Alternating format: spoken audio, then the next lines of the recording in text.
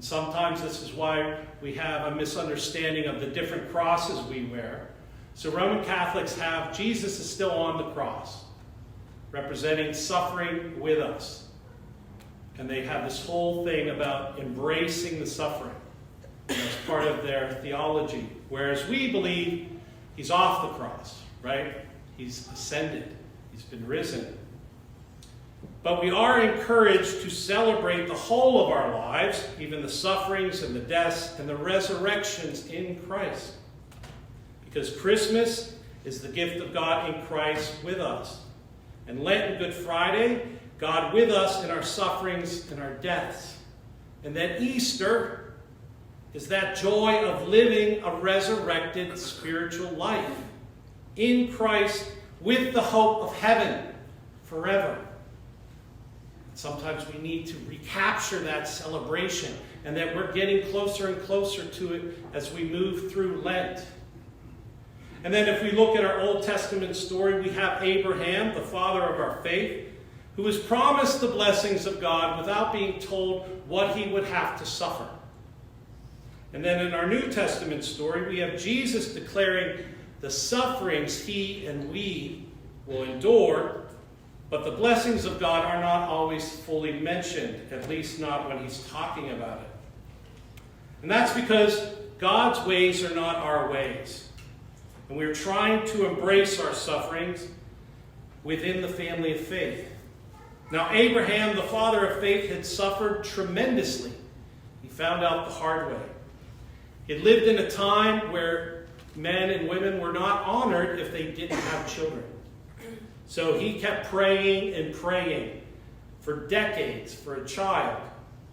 Then he was finally promised a son. But then he had to wait another 25 years to receive that son. So he's like around 100 by the time the son is born. Wow, I couldn't imagine raising a child at 100 years old, let alone 50. But they received that gift, and then Isaac lived anywhere between 15 to 25 years. So some say. When all of a sudden, God decided to test Abraham's faith. And he asked him to sacrifice his son. Now, for us, that can be really hard to swallow.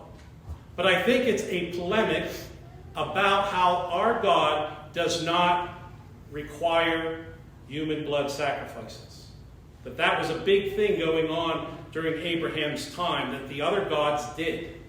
And so I think that was a test to show him that our God does not demand that. And that was a big deal back then.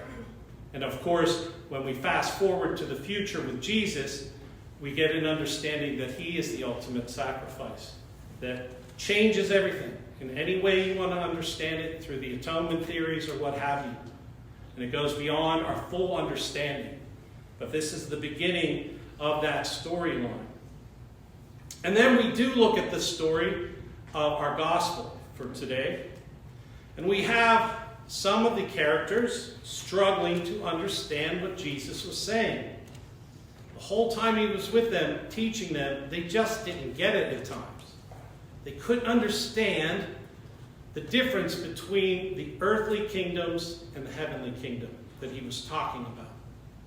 So Peter had this epiphany in one moment, and then the next minute he was confused. Because everyone who had been following Jesus, or others who had looked at Jesus and heard about him, had been struggling to figure out who he was. Was he Elijah?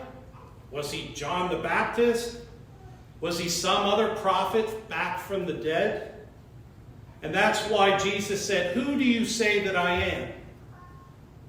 And we still are given this question. Who is Jesus to you? Is he your healer? Is he your deliverer? Is he your teacher? How do we identify with him?